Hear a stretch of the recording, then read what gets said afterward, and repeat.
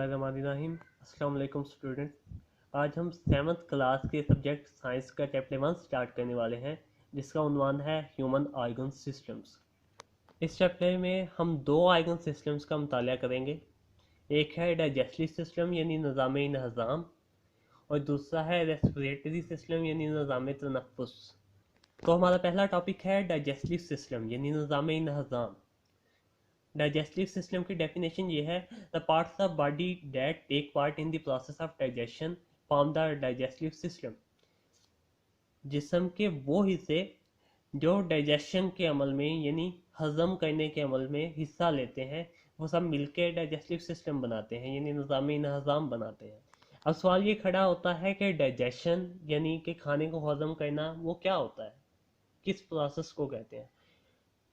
तो उसकी डेफिनेशन ये है: the process of changing the food into simple form is called digestion. यानी जो खुराक हम खाते हैं उसे उसकी सादा शक्ल में तब्दील करना डाइजेशन कहलाता है।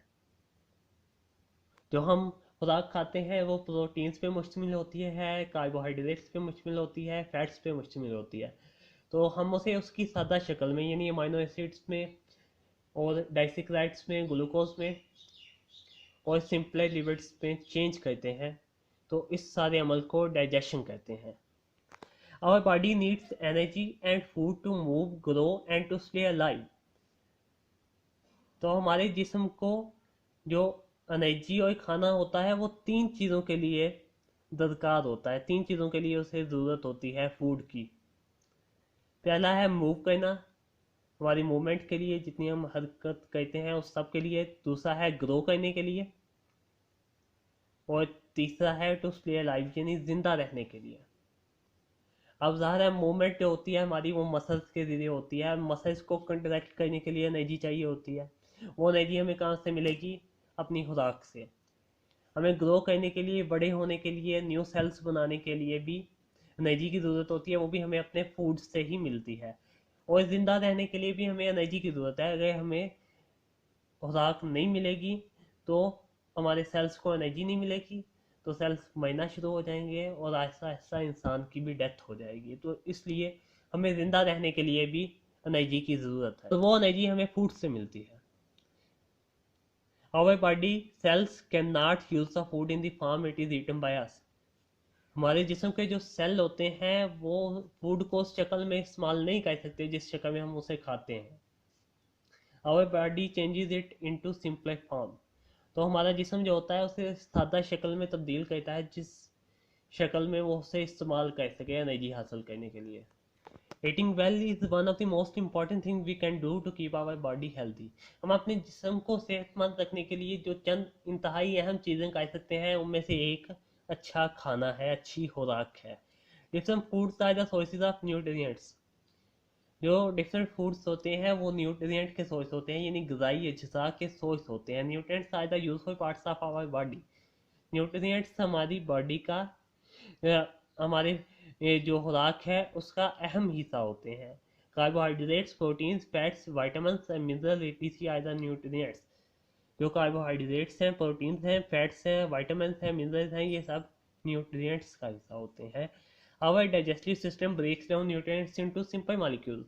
जो हमारा निज़ाम है यानी डाइजेस्टिव सिस्टम है, वो न्यूट्रिएंट्स को सादा मॉलिक्यूल्स में तोड़ देता है। These simple molecules can pass through the wall of digestive tube to enter the blood. अब ये जो सिंपल मॉलिक्यूल्स होते हैं वो हमारे डाइजेस्टिव ट्यूब की दीवार में से गुजरते हैं और ब्लड में चले जाते हैं यानी खून का हिस्सा बन जाते हैं। The blood carries them to every cell to produce energy और to become part of our body. तो जो खून होता है वो एक एक सेल तक इस खुराक की फराहमी यकीनी बनाता है, और वो सेल इससे या तो एनर्जी प्रोड्यूस करते हैं और या फिर ये मॉलिक्यूल्स हमारी बॉडी का हिस्सा बन जाते हैं। एनर्जी इसलिए प्रोड्यूस की जाती है ताकि हम अपने रोज़मर्रा के काम कर सकें, और बॉडी का हिस्सा इसलिए बना जाता है ताकि बॉडी की ग्रोथ हो सके, नशोनुमा हो सके। हमने डाइजेस्टिव सिस्टम का इंट्रोडक्शन पढ़ लिया। अब हमारे पास नेक्स्ट इंपॉर्टेंट क्वेश्चन ये आता है: where and how digestion occurs. यानी डाइजेशन कहाँ होती है और कैसे होती है। The process of digestion occurs in a long tube called alimentary canal. Digestion का सारा प्रोसेस एक लंबी ट्यूब में होता है जिसे एलिमेंट्री केनाल कहते हैं। Starts from the mouth and ends at the anus.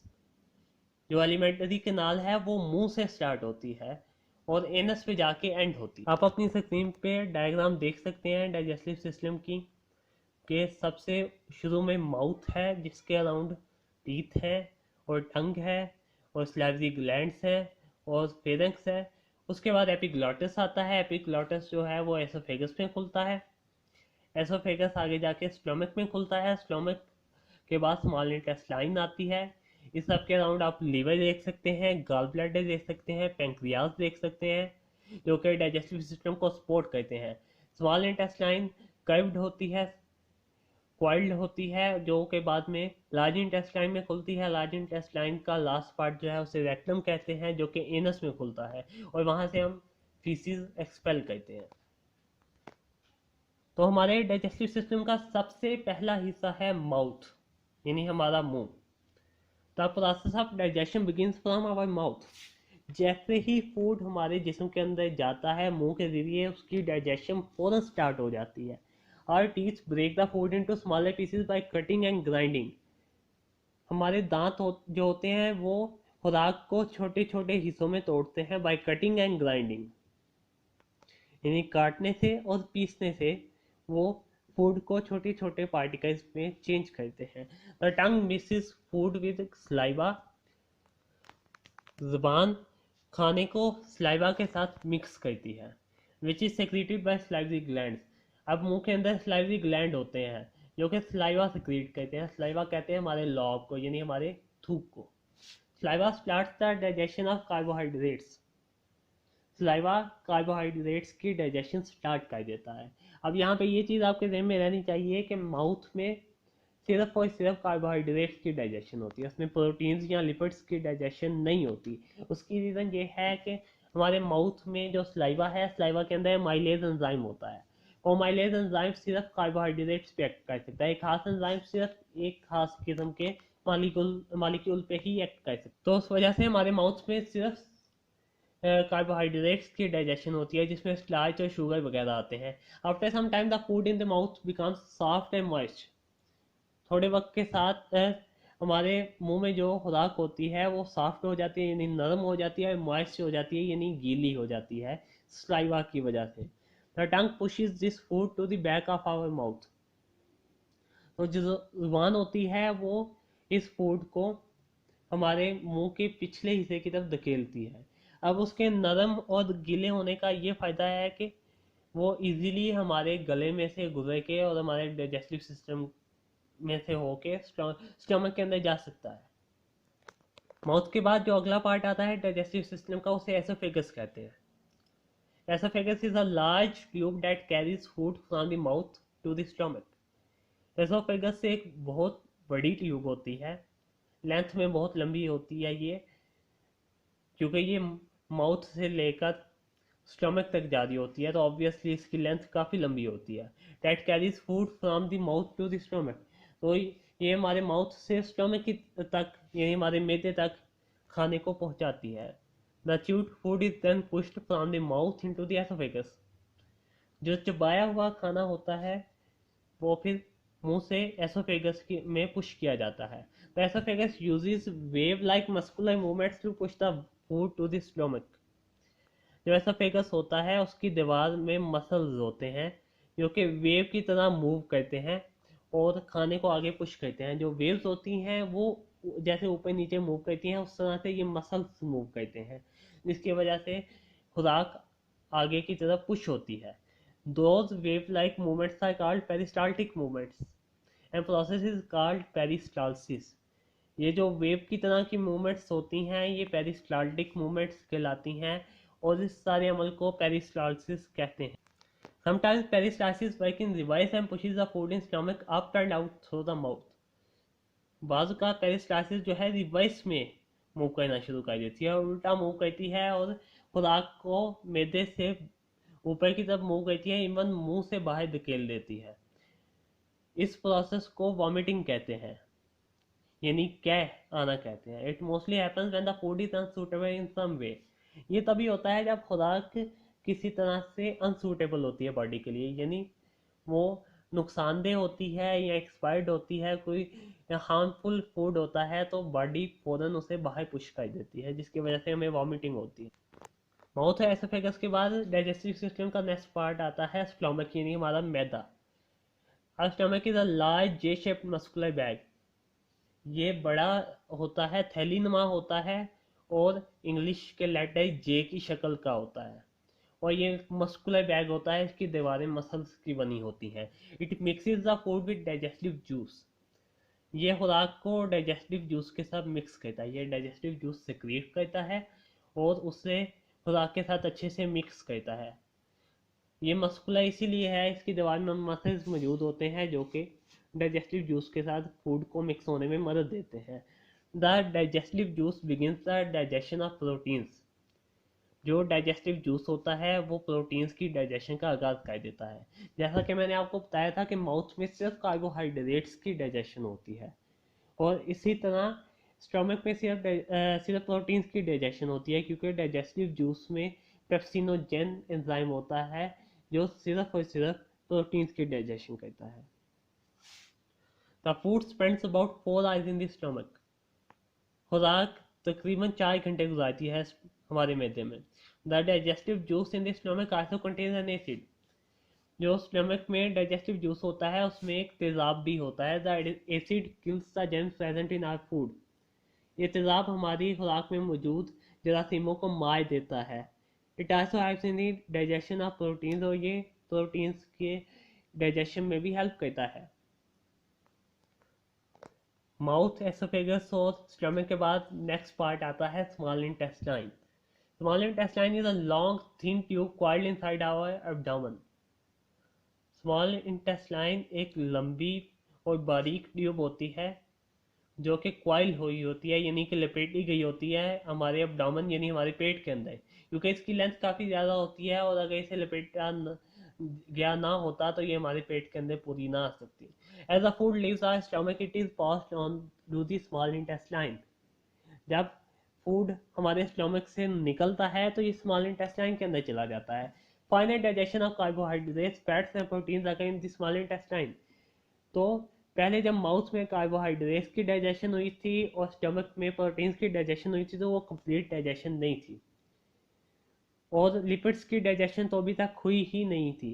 तो अब इन तीनों की डाइजेशन मुकम्मल करने के लिए स्मॉल इंटेस्टाइन का रोल आता है। These organs help in the digestion of food in small intestine.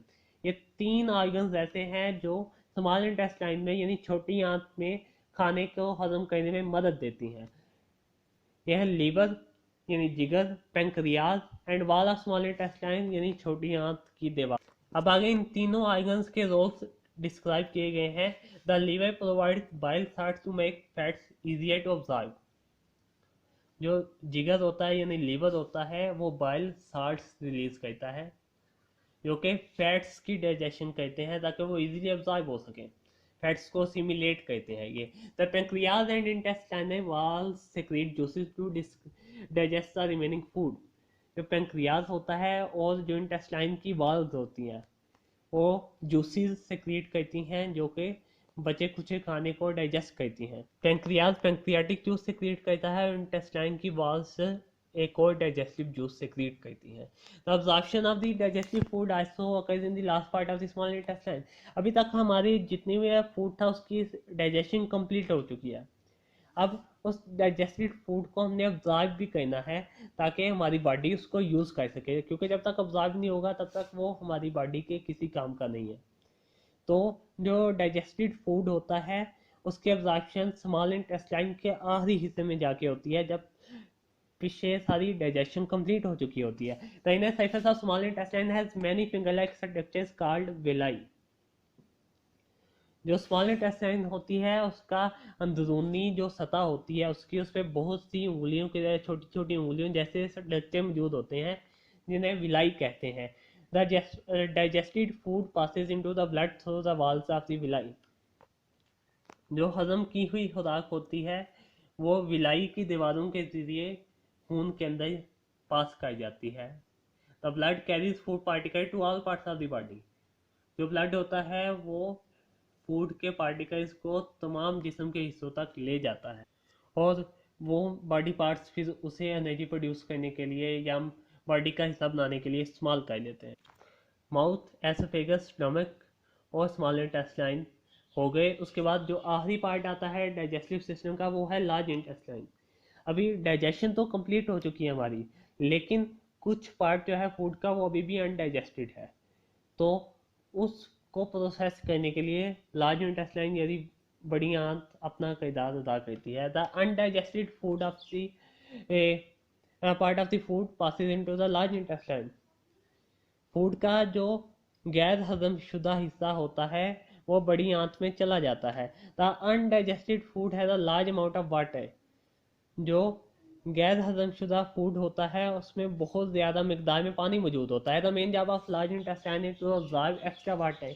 तो लार्ज इंटेस्टाइन का सबसे बड़ा जो फंक्शन होता है वो अनडाइजेस्टेड फूड में से अननेसेसरी वाटर को ऑब्जॉर्व कर लेना होता है। क्योंकि हमारी बॉडी ने हर किस्म की कंडीशंस में सर्वाइव करना होता है, तो अगर ये बॉडी अनडाइजेस्टेड फूड में से वाटर को ऑब्जॉर्व ना करे तो जिसम में पानी की कमी हो जाएगी और उससे इंसान का सर्वाइव करना मुश्किल हो जाएगा। तो उस वजह से अनडाइजेस्टेड फूड में से वाटर को रीअब्जॉर्ब किया जाता है। The undigested food become solid and is called faeces. जब फूड में से वाटर को ऑब्जॉर्व कर लिया जाता है तो ये सख्त हो जाता है और अब इसे फीसिस कहते हैं। The faeces is stored in the last part of the large intestine called the rectum.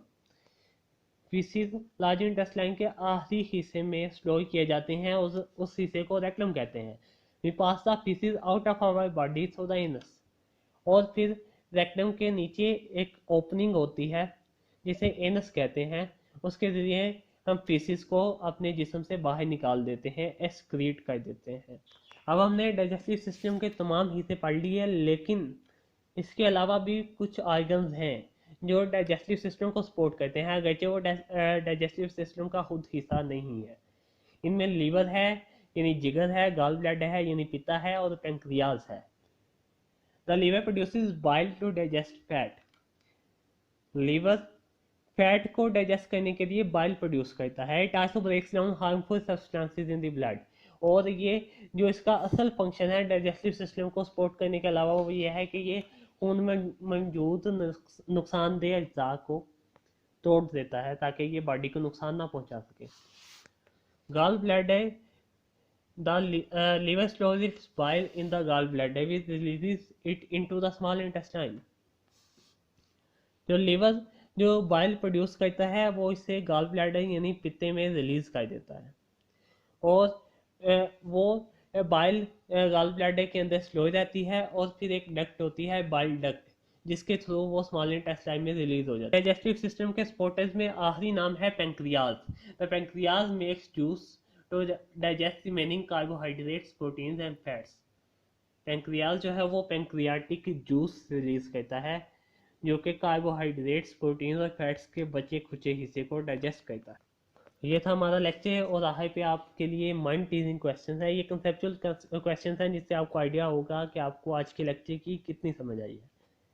पहला क्वेश्चन है, is it possible for food पेट to go into stomach and intestine even when we are upside down. कि अगर हम उल्टे खड़े हैं, हमारा सर नीचे है, टांगे ऊपर हैं, क्या फिर भी जो फूड हम खाते हैं वो माउथ से एसोफेगस और फिर स्टमक में जा सकता है?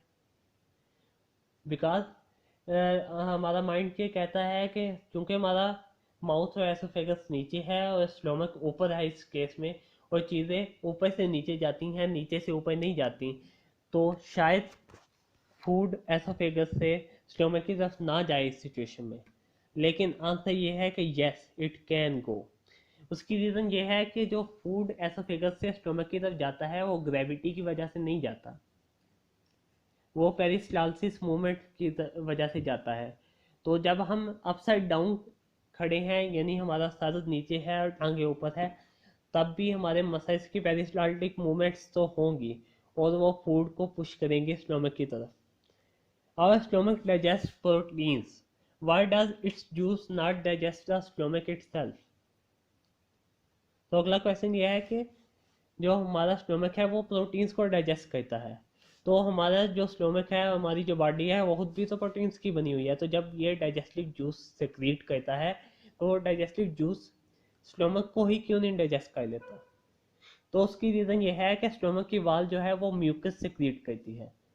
वो म्यूकस डाइजेस्टिव जूस को न्यूट्रलाइज कर देता है और उसके खिलाफ डिफेंड करता है हमारी स्टोमक की वाल्स को। और अगर खुदा हादसा कोई ऐसी कंडीशन बनती है जिसमें हमारा स्टोमक म्यूकस से क्रिएट नहीं कर पाता, तो जो डाइजेस्टिव जूस होता है वो हमारे स्टोमक की वाल्स को ही डाइजेस्ट कर लेता है।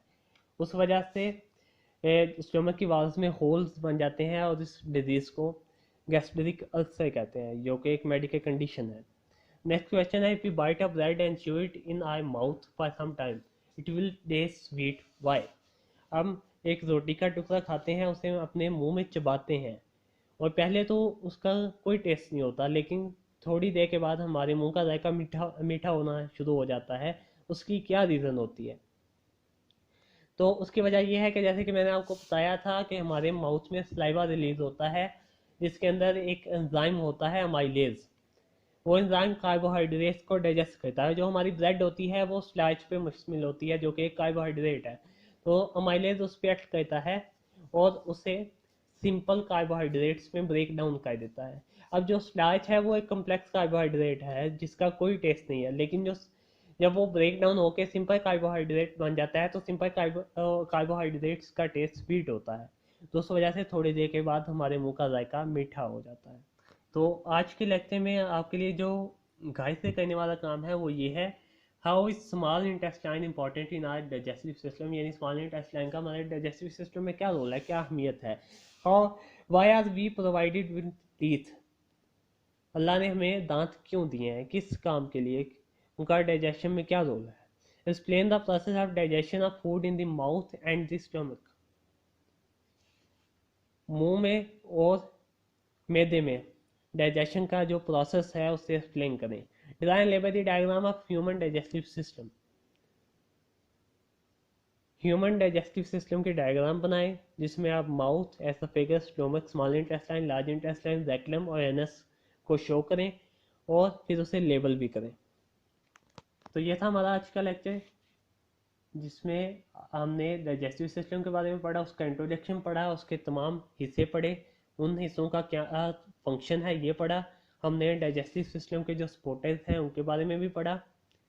और अगले लेक्चर में हम डाइजेस्टिव सिस्टम के डिसऑर्डर्स पढ़ेंगे और रेस्पिरेटरी सिस्टम भी स्टार्ट करने की कोशिश करेंगे। तब तक के लिए खुदा हाफिज़।